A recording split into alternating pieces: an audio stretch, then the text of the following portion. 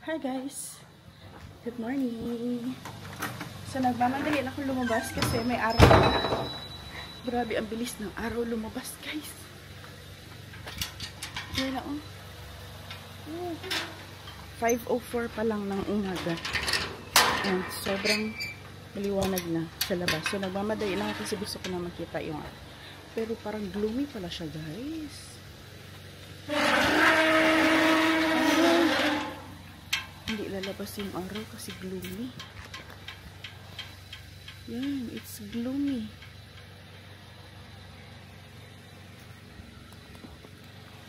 Parang uulan yata. Sana hindi. Para makapag-walking muna tayo. Okay. Let's go! Grabe na talaga. Mamadali na ako. Sayang kasi yung oras. Sayang yung araw. Sayang lahat. Minsan lang tayo ganito.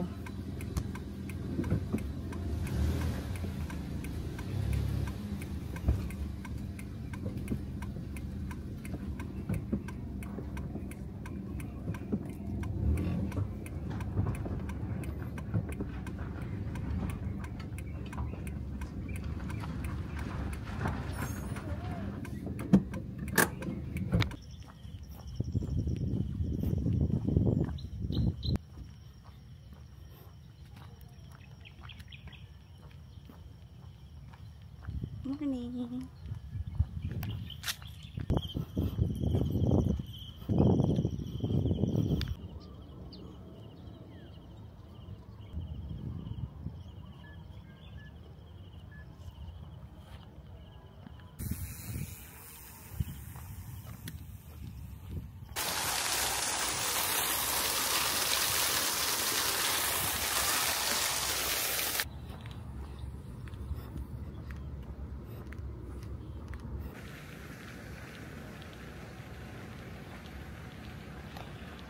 Hi guys! Good morning!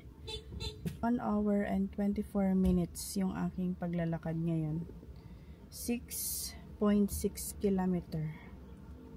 And ang walk distance, ang walk steps natin, 9,576. Okay na yan? Okay na to. Yeah, okay na yan. Wow. Sarap ng panahon ngayon kasi walang ulan. Walang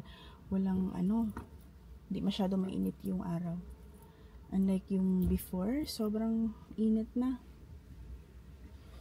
So ilang days din guys bago ko nakapag-walking ulit at bago lang nila inon yung kanilang fountain, naka-on yung fountain. Kanina doon banda yung inon nila. Tapos ngayon lahat na.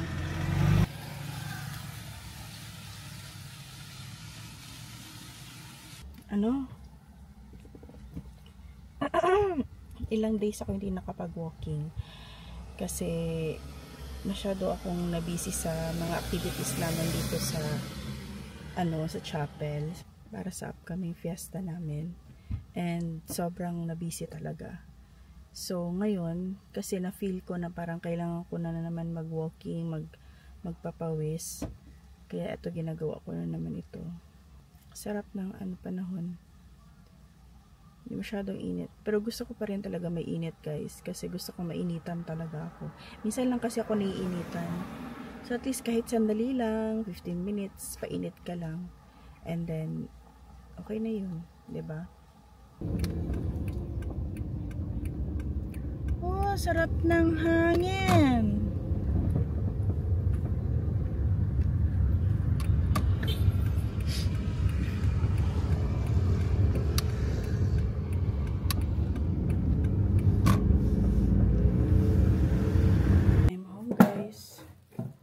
Grabe ang kalat ng bahay namin ngayon guys.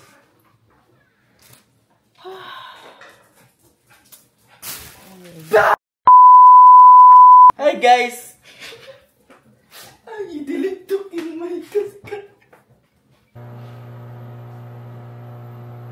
Si Yuri magluto ng breakfast guys. Hung-hung lang para dili siya kadong.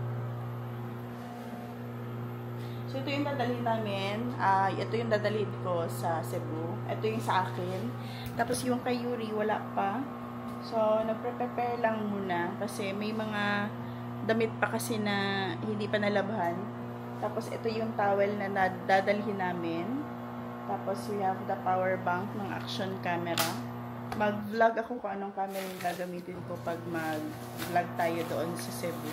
And then this one, binigay to sa akin ng kapitbahay namin. Dadalhin ko rin ito. So yun. Anyway, ano na ako. Si Yuri pala magluto ng breakfast ngayon, guys. Yung lamesa, lilinisan ko pa yan. Kasi grabe, kahapon pa yan. Hindi pa talaga naligpit.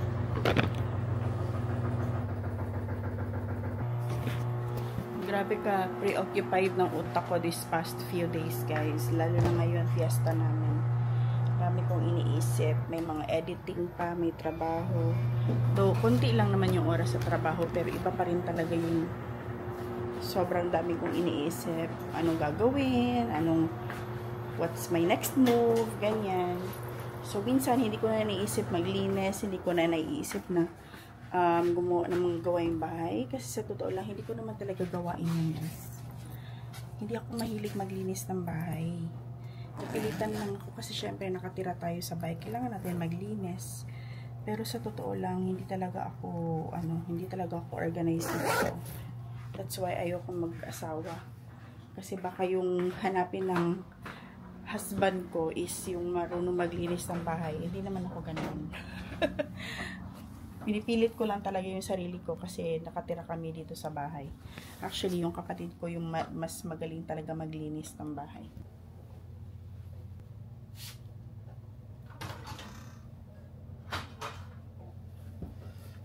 So, yun. Maligo muna ako and then magtrabaho. I have 3 hours to do some work ngayon. So, check muna tayo ng task natin. Marami ba tayong task dito?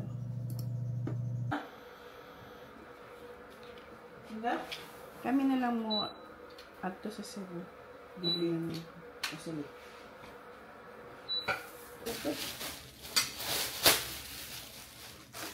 Guys, si Yuri nagluto ng breakfast. Ayan. Hello guys. Hi, good morning ka. Good morning guys. Kapogi.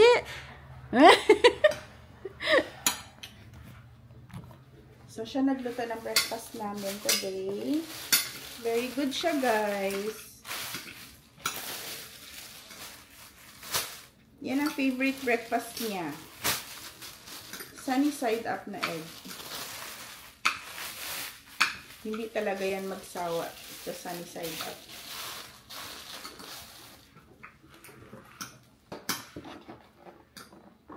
Then sa niya, kaon sa ako. Kain muna tayo, guys. Kaya parang nagutom ako sa luto ni Yuri. Ligpitin lang natin ito maya. Ha? Okay lang. Kunti naman ang rice na kaulan. Ikaw man ang kusog na kaog rice. Can you give me,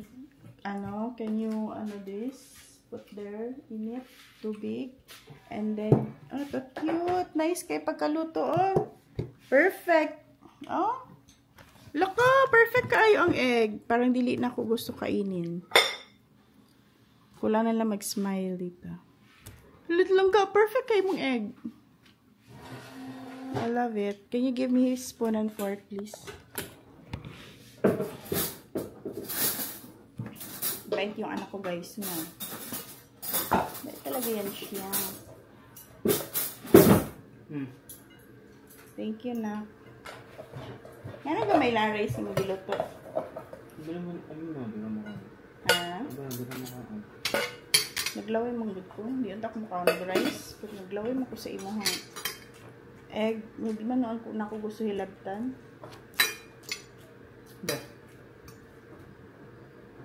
Wala na. Saan na diri? Wow. Wow.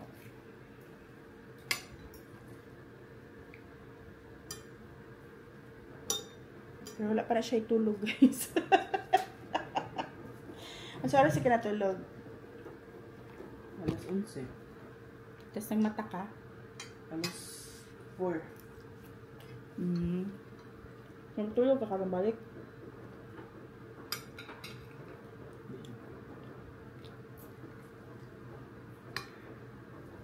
Ibalik na niyo yung time clock. Balik na niyo sa gabi eh.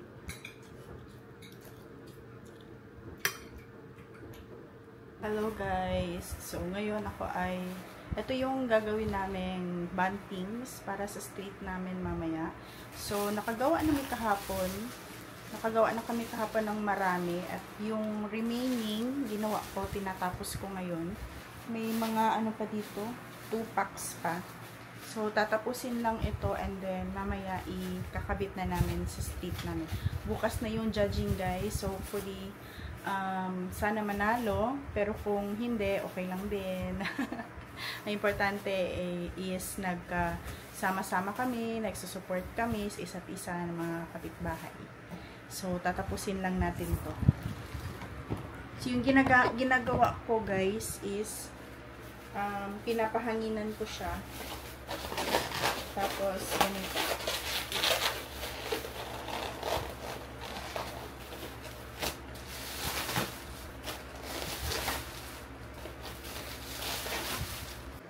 Ito yung mga nagawa ko guys. 100 pieces na yan.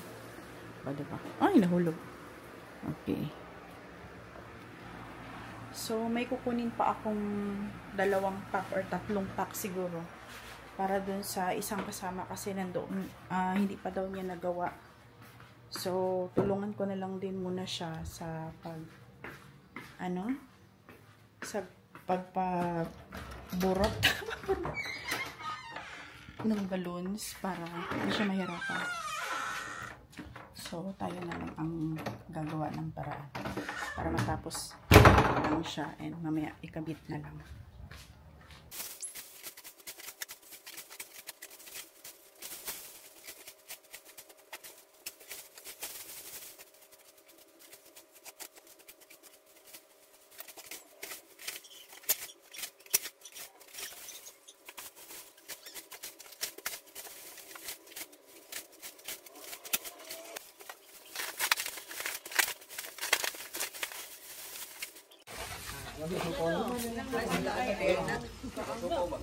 Hi! Happy Fiesta! Morning! Nowhere in Upper Ruby. Yes, Bibo! Hello! July! Mga kinakusgan. Yes! Thank you Among so much. adapted! Taga-Emerald! Taga-Emerald! Salamat. Salamat na kaayo, naka-effort yun mitanan. Abot na lang sa uban. Grabe pa.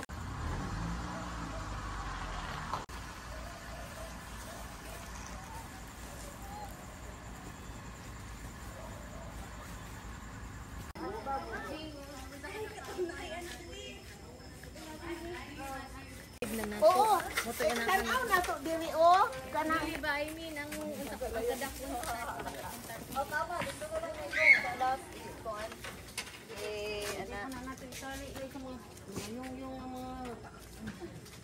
Our Father, who art in heaven, pray for us sinners, now and at the hour of our death.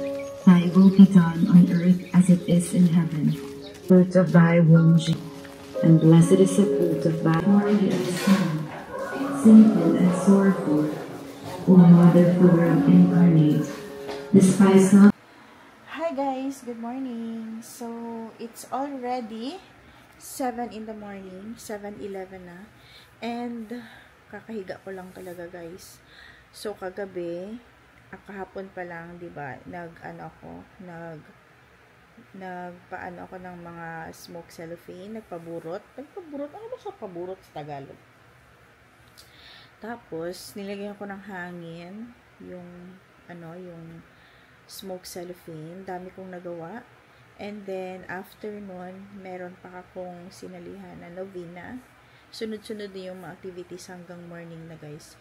And then, after ng novena namin, nag-arrange na kami ng street namin, nag-decorate, naglinis, and all that. And then, ang dami namin ginawa. Tapos, umulan pa guys. So, natigil yung trabaho namin sa paglalagay ng banting sa street namin. And then, habang umuulan, kami naman, gumagawa pa rin nung bantings. Inaayos pa rin namin. Ginagawa pa rin talaga. Nagtatrabaho pa rin talaga kami. And then, nung medyo humuhupa na yung ulan, naging okay na siya. So, tuloy-tuloy na siya hanggang 3 a.m. guys. 3 a.m. na kami natapos. And then, ang hirap din naman kasi matulog na meron pa akong pupuntahan. Kasi 5 a.m., 2 hours after, meron akong novena, which is the 9th day of our novena. And it's the fiesta na. Not tomorrow pa yung fiesta, Sunday. And then, Saturday is anticipated mass. And then, fellowship night namin. So, mamaya na yung gabi, guys.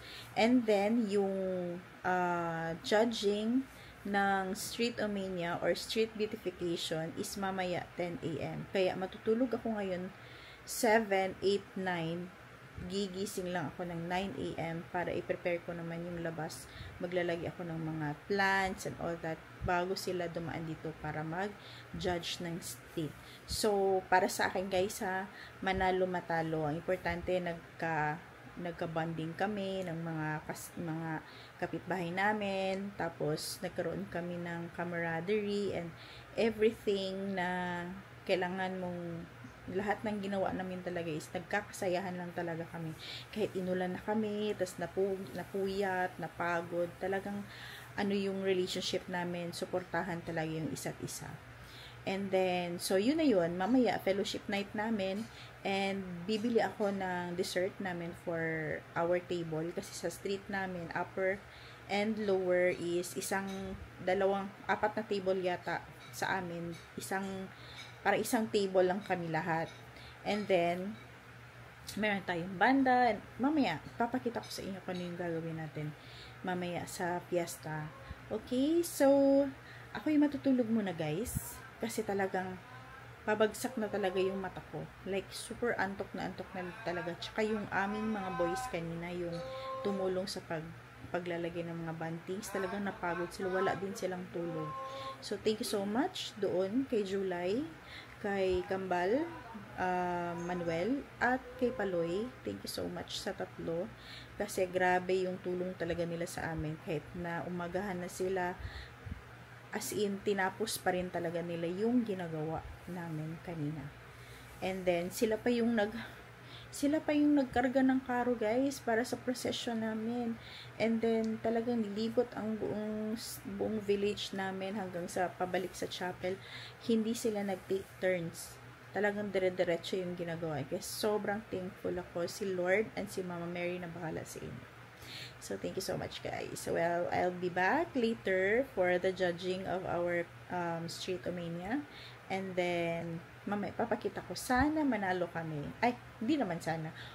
Actually, okay lang hindi manalo. Ang importante, masaya kami at nag-enjoy sa ginagawa namin kanina. So, yun lang guys, matutulog na lang. Pabagsak na talaga yung mata. Good night. See you later.